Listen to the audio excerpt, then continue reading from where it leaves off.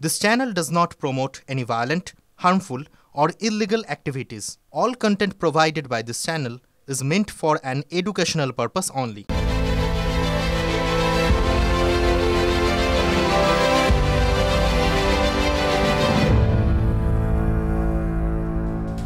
কতই রঙ্গ দেখি দুনিয়ায় ও ভাইরে, দুনিয়ায় বদলে বলা উচিত কতই রঙ্গ দেখি এ বাংলায়।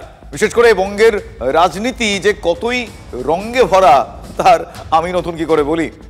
মাঝে মধ্যে কি মনে হয় জানেন, রাজনীতি মানে এই ভোটের রাজনীতি, পলিটিক্যাল পার্টিদের নেতা নেত্রীদের নানাবিধ বক্তব্য বক্তিমে ফুল এন্টারটেনমেন্ট, টাইম পাসে আর কোনো বিনোদনের দরকার পড়ে না তাদের এই বিনোদনমূলক কাজকর্ম কার্যকলাপ দেখলে। একটা ছবি দেখালে বুঝতে পারবেন আমি কেন বলছি। দেখুন তো মিছিলের এই মধ্যমণিকে আপনারা চিনতে পারেন কিনা। ছবিটা যদিও দুদিন আগের 11 এপ্রিল হলদিবাড়ি তৃণমূল যুবর ধিক্কার মিছিলে যে তরুণীকে সামনের সারিতে দেখছেন আপনারা, নীল শার্ট পরা যুবকের ডান পাশে দেখুন তো একটু ভালো করে, একটু এগিয়ে গিয়ে দেখুন তো চিনতে পারেন কিনা। অনেকেই চিনতে পারবেন, যারা ভুলে গিয়েছেন তাদেরকে আমি মনে করিয়ে দিই। ইনি হচ্ছেন অঙ্কিতা অধিকারী। অনেকের মনে পড়লো নিশ্চয়ই, প্রাক্তন শিক্ষা প্রতিমন্ত্রী পরেশ অধিকারীর কন্যা অঙ্কিতা অধিকারী। 2016 প্যানেল, যে প্যানেলের প্রায় 26,000 চাকরি সুপ্রিম কোর্টের নির্দেশে বাতিল হয়ে গিয়েছে, সেই ধিক্কার মিছিলে অঙ্কিতা যোগ্যদের জন্য তিনিও পথে নেমেছেন। আপনাদের নিশ্চয়ই এবার মনে পড়লো আমার দৃঢ় বিশ্বাস, ববিতা সরকারের আবেদনের ভিত্তিতে প্রথম যার চাকরি বাতিল হয়েছিল তিনি এই অঙ্কিতা। হাইকোর্টের নির্দেশে বেতনও ফেরাতে হয়েছিল তাকে। প্রশ্ন হচ্ছে তিনি মিছিলে কেন? তৃণমূলের ব্যানার বলছে সিপিএম এবং বিজেপির যৌথ ষড়যন্ত্রেই প্রায় 26,000-এর চাকরি বাতিল হয়েছে। আমরা ব্যানারের লেখা দেখেছি। পরেশ কন্যাও কি তাহলে রামবামের এই ষড়যন্ত্রের শিকার? তাই কি তিনি পথে, এভাবে পথে, নাকি দলের স্বজন পোষণে সেদিন সুযোগ পেয়ে তার সদ্ব্যবহার করে এখন আত্মগ্লানিতে ভুগছেন?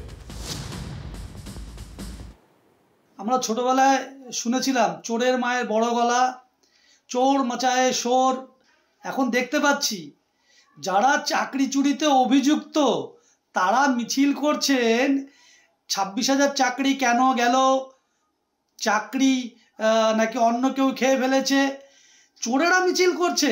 27,000 শিক্ষকের চাকরির একটা প্যানেল, সেই প্যানেল বাদ দেওয়ার যে একটা চক্রান্ত বিজেপি এবং বামফ্রন্ট মিলে করছে তার প্রতিবাদ দিয়েছিল। 26,000 শিক্ষকের চাকরি বাতিল হলো কেন? সিপিএম জবাব দাও। সিপিএম শূন্য। আমি জানি না তৃণমূলের কি ভূত ধরেছে বা সিপিএমের কোন জিনিসটা তৃণমূলকে তাড়া করছে যে একটা দল শূন্য, বিধানসভায় কোনো রকম প্রতিনিধি নেই সিপিএমের পশ্চিমবঙ্গের বিধানসভায়। সেক্ষেত্রে গোটা একটা রাজনৈতিক দল যারা কিনা সরকারে আছে, ক্ষমতায় আছে, তারপরেও সেই শূন্যের যে সিপিএমের ভূত, সেই ভূতটাকে তারা ভয় পাচ্ছে। তৃণমূল মিছিল মানেই মানুষ জানে চোর, তাই বলে যারা অভিযুক্ত, যারা সরাসরি চাকরি চুরি করেছেন তারা আজকে চাকরিহারাদের পক্ষে নেমেছেন। লজ্জার বিষয়। সত্যস্তে লুকাস, কি বিচিত্র এই বাংলা। তবে অঙ্কিতা যাদের জন্য পথে নেমেছিলেন, সমব্যথী হয়ে সেই চাকরিহারাদের একাংশ যারা অনশনে বসেছিলেন তারা অনশন ভেঙেছেন। 4 দিনের মাথায় অনশন উঠে গেল তাদের। শাসকের আশ্বাসে শেষ পর্যন্ত তারা আশ্বস্ত হলেন? এ প্রশ্ন রাখলাম।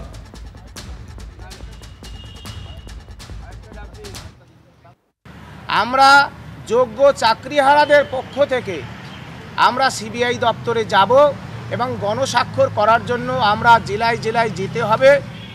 সেজন্য আমরা এখানের যে এত অব্যবস্থা, ভয় ভীতি প্রদর্শন, বায়োটয়লেটহীনতা, যে চূড়ান্ত অব্যবস্থা, এর থেকে আমরা আমাদের সঙ্গী সাথীদের স্বাস্থ্যের কথা ভেবে আমরা এখান থেকে অনশন প্রত্যাহার করছি আপাতত।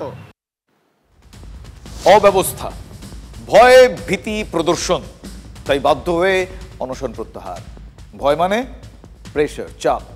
সরাসরি শাসক দল নাকি পুলিশ প্রশাসন? অনশনের মঞ্চ থেকে কাদের দিকে তারা আঙুল তুললেন এটা বুঝতে খুব রকেট সায়েন্স লাগে না।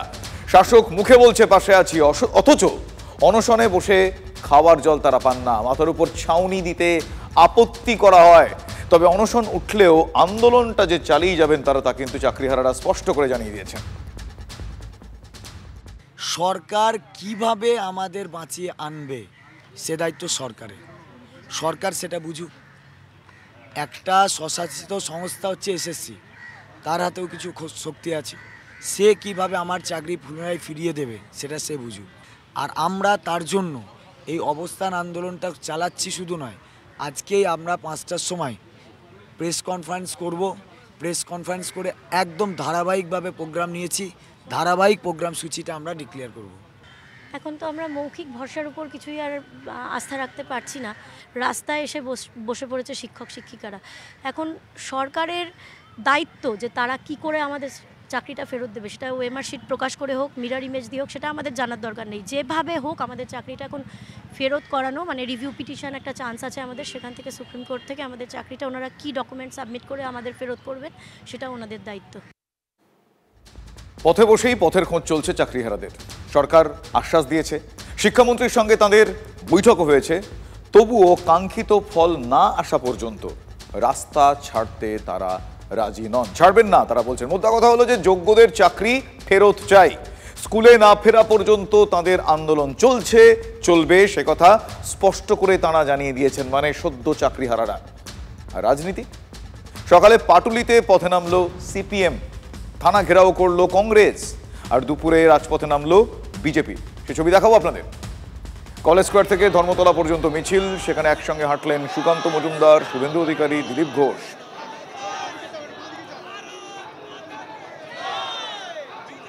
মুর্শিদাবাদে অশান্তি আর প্রায় 26,000-এর চাকরি বাতিল। জোড়া ফলাতে সরকারকে বিঁধতে একজোট হয়েছে বিজেপি। Big issue. আর এই যে 25,000 মানুষ, তার পরিবার হাহাকার করছে, তাদের এই পাপ, তাদেরকে পথে বসানোর পাপ, তাদের চাকরি খাওয়ার পাপকে চাপা দেওয়ার জন্য মমতা ব্যানার্জি কিছু অগ্রপন্থীকে, দেশ বিরোধীকে, সাম্প্রদায়িক গৌরবাদীকে মুর্শিদাবাদ করে নামিয়ে দিয়েছে। দিন রাত দাঙ্গা করে, বাড়ি ঘর ভেঙে, মন্দির ভেঙে।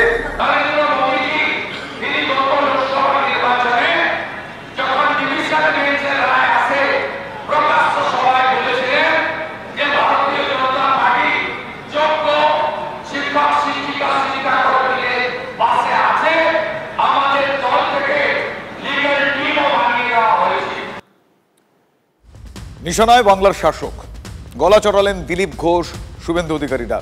স্লোগান উঠল আর রাজপথে তাঁদের প্রতিবাদ আছড়ে পড়ল।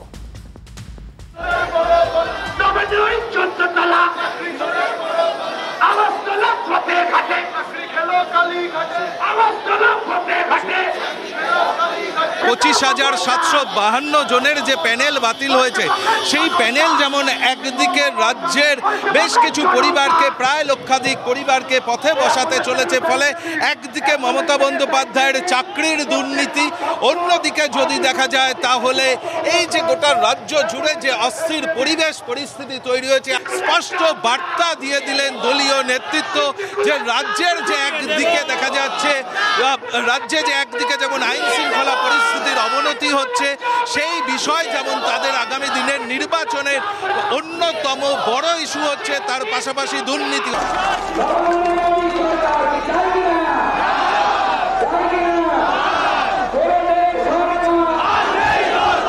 আসলে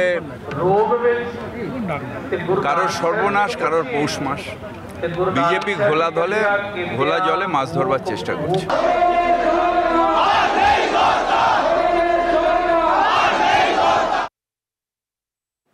বিজেপির নজরে 26 মানে 2026-এর বিধানসভা নির্বাচন, আর হাতিয়ার মুর্শিদাবাদে অশান্তি এবং প্রায় 26,000-এর চাকরি বাতিল। দুপুরে বিজেপি আর সকালে পথে সিপিএম কংগ্রেস। সামনের রবিবার বামেদের ব্রিগেড, পাটুলিতে বাইক র্যালি সিপিএমের, সেখানে প্রতিবাদ চাকরি বাতিলেরও। ওদিকে জায়গায় জায়গায় থানা ঘেরাও কংগ্রেসের। ছুটির রবিবার, রাজনীতি সরগরম, আর সেখানেই অন্যতম ইস্যু কি?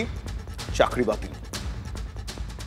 ভাই বোনেদের চাকরি চলে গেছে, সেই চাকরি হারারা তারা ডিআই অফিসে গেছিলেন কসবার, সেখানে কসবা থানার এক পুলিশ আধিকারিক তাদের লাথি মারে, সেই ছবি সবাই দেখেছেন।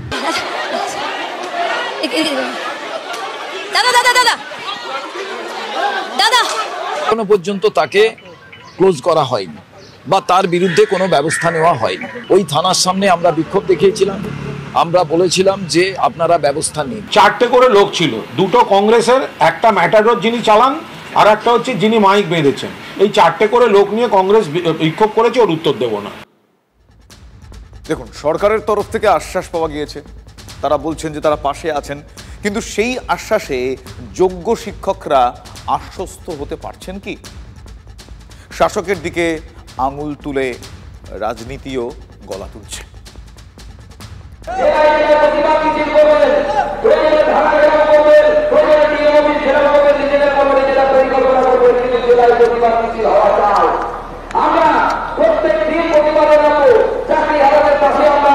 এসএসসি যারা চাকরি হারা তাদের পাশে তো মুখ্যমন্ত্রী রয়েছেন, সুপ্রিম কোর্টের রায় তাদের চাকরিটা গেছে।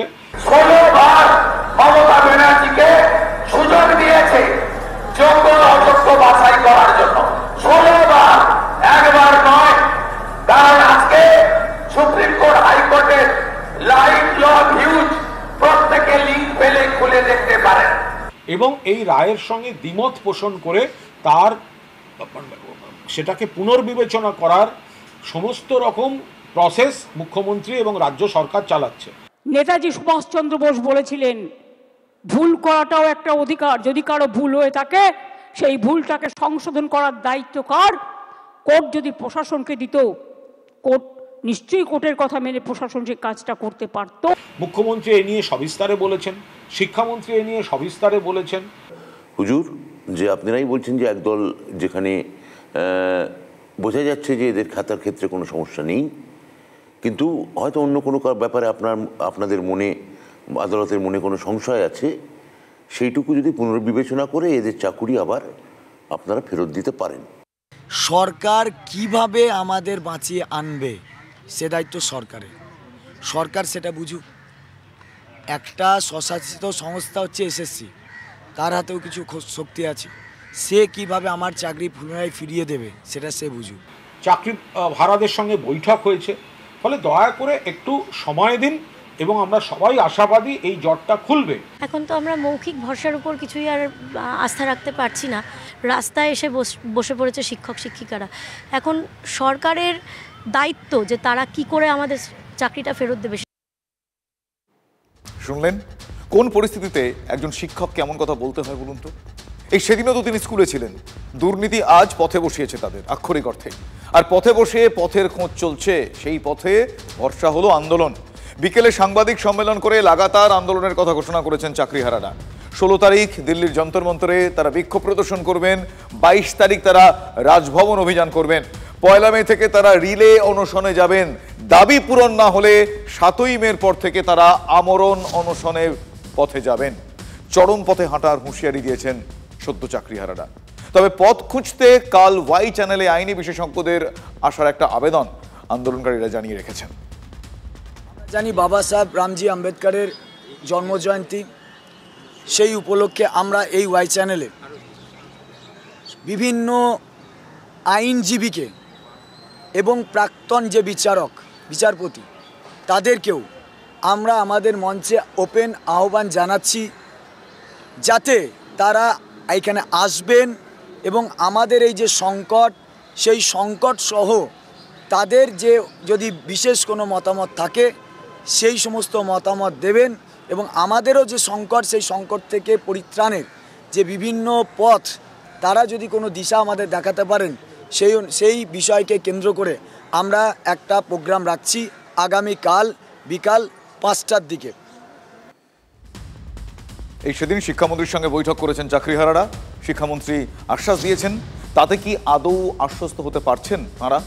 দেওয়ালে পিঠ ঠেকে গিয়েছে। আর এই অবস্থায় দিশা দেখাতে তাই অভিজ্ঞ আইনজ্ঞদের পরামর্শ চাইছেন তারা, আন্দোলনকারীরা। প্রশ্নটা হলো যে যোগ্য অযোগ্য কি উপায়ে ভাগ করা যাবে, সেই উদ্যোগের কথা বলেছিলেন প্রাক্তন বিচারপতি অভিজিৎ গাঙ্গুলি। এসএসসি দপ্তরের সামনে অবস্থানকারীদের সঙ্গেও তিনি কথা বলেছিলেন, কিন্তু সেদিন গো ব্যাক স্লোগান শুনতে হয়েছিল। আজ সেই কথাটাই তো মনে করাচ্ছেন স্বয়ং দিলীপ ঘোষ। আগেও গেছেন, আগেও যাব, কিছু লোক সেখানে দালালরা বসে আছে। আমাদের জাস্টিস গাঙ্গুলি, যিনি এই লড়াই কোর্টেও লড়েছেন, এখনও লড়েছেন, তাকে গো ব্যাক বলা হচ্ছে। গো ব্যাক স্লোগান দিয়েছেন, এটা আমি শুনিনি, প্রথম কথা। এই নকশাল এবং সিপিএম এবং এসইউসিআই এরা ওই অভয়ার আন্দোলন সম্পূর্ণ ধ্বংস করেছে তৃণমূলের চামচা হিসেবে। সেই তৃণমূলের কিছু চামচা এখানে জড়ো হয়েছে, জড়ো হয়ে হয়তো গো ব্যাক স্লোগান দিয়েছে। রাজনীতিক আন্দোলন আমরা দেখেছি আরজি করার সময় মোহাম্মদ সেলিম থেকে কংগ্রেসের প্রেসিডেন্ট সবাই হেঁটেছিলেন। তারা কি রাজনীতি বোঝেন না, না করেন না? এই যে বিভেদ, মমতা ব্যানার্জিকে বাঁচাবার জন্য এই চালাকিগুলো করা হচ্ছে, এর থেকে যেন মাস্টাররা সাবধান থাকে। তাহলে নেপথ্যে রাজনীতি, আর সেই কথা বলতে গিয়ে বেফাঁস দিলীপ ঘোষ, এ প্রশ্ন উঠছে। আগেও গেছেন, আগেও যাব, কিছু লোক সেখানে দালালরা বসে আছে। দেখুন, আমি দিলীপ ঘোষকে ধিক্কার জানাচ্ছি। এমন কোন যোগ্যতা তার হয়নি যে জীবন মৃত অবস্থায় যে মাস্টারমশাইরা ওখানে অবস্থান করছেন তারা দালাল। এই অসভ্যের মতো কথা বলার অধিকার দিলীপ ঘোষকে কে দিয়েছে? আগেও গেছেন, আগেও যাব, কিছু লোক সেখানে দালালরা বসে আছে। সবাই চেষ্টা করছেন যে কিভাবে একটা রাজনীতি ঢুকিয়ে দেওয়া যায়। আমরা ওইটা থেকে বেরোনোর চেষ্টা করছি, যে এটা শুধু দিলীপ ঘোষ বা মানে কোনো কুণাল ঘোষ বা ধরুন মোহাম্মদ সেলিম হোক, মানে আমি বলতে চাইছি কোনো পার্টিগত দিক থেকে নয়। আপনারা একসঙ্গে থাকুন, ঐক্যবদ্ধ থাকুন একটা দাবিতে। আগেও গেছেন, আগেও যাব, কিছু লোক সেখানে দালালরা বসে আছে। ফেসে রয়েছে এইভাবেই না। এবার আমাদেরকে এই সমস্ত বলে এখন আমাদের যে অবস্থান, আমরা যে পয়েন্ট দাবি করছি, সেখান থেকে কেউই আমাদেরকে নড়াতে পারবে না। আবার এখানকার এই যে শিক্ষকদের আন্দোলন, সেটাকেও ডাইভার্ট করার চেষ্টা করছে মমতা ব্যানার্জিকে সেফগার্ড করার জন্য। আমি টিচারদের আহ্বান করছি, আমরা আপনাদের মধ্যে ভেদাভেদ করতে চাই না। লড়াইটা আপনাদের, আপনারা একসঙ্গে লড়ুন। আপনাদের ভবিষ্যতের লড়াই, আপনাদের জীবনের লড়াই। বিজেপি সঙ্গে থাকবে। এই ধান্দাবাজ আন্দোলনজীবীদেরকে যদি সুযোগ দিয়েছেন, তারা ঘেঁটে দেবে। আপনারা পথের লোক পথেই থাকবে। এবার কিছু ছবি দেখাবো আপনাদের। নন্দীভৃঙ্গিরা রাস্তায়, রাস্তায় জটাধারী শিব। দেখুন সেই ছবি। ট্রাফিক সামলাচ্ছেন, গরমে তুলে নিচ্ছেন ঠান্ডা পানীয়, ফল, মিষ্টি। না, বহুরূপী নন, গাজন সন্ন্যাসী। পশ্চিম মেদিনীপুরের ঘাটালে গোবিন্দপুর শিব মন্দিরের সন্ন্যাসী ওনারা। ঘাটাল কলেজ মোড়ে এলাকায় এভাবেই চলল তাদের জীব সেবা। তাদের কথায় জীব সেবাই শিব সেবা। আমাদের গাজন উপলক্ষে আমরা একটা সং বের করেছি। সং উপলক্ষে সেভ লাইফের একটা সং আছে। এই সংটার জন্য যারা মাথায় হেলমেট পরে নেই, তাদের জন্য আমাদের অফিসার রয়েছে। অফিসার নয়, এটা সংটাকে মানুষকে সচেতন করা বা মানুষকে বার্তা দেওয়া। হেলমেট পরা, নিজের লাইফ, নিজের ভবিষ্যৎ। বাড়িতে মা বাবা সবাই রয়েছে, চার চাকা গাড়িতে বেল্ট অবশ্যই পরে আসতে হবে। আমরা গাজন উপলক্ষে এই যে আপনার সাইকেল, মোটরসাইকেল, চার চাকা বেরিয়েছে না, বেল্ট ব্যবহার করা দরকার আছে। হেলমেট পরে বাড়িতে মানে গাড়িতে চলার দরকার আছে। তো ওগুলো যারা করছে না, তাদের জন্য আমার সচেতন করছি। গাজনে শুভেচ্ছা জানাচ্ছে। গাজন হচ্ছে হ্যাঁ, বিনা হেলমেটে গাড়ি চালানোর নিষেধ, সেটাও ওরা বলতে যাচ্ছে। আমাকেও বললো। না, উত্তরটা সঠিকই আছে।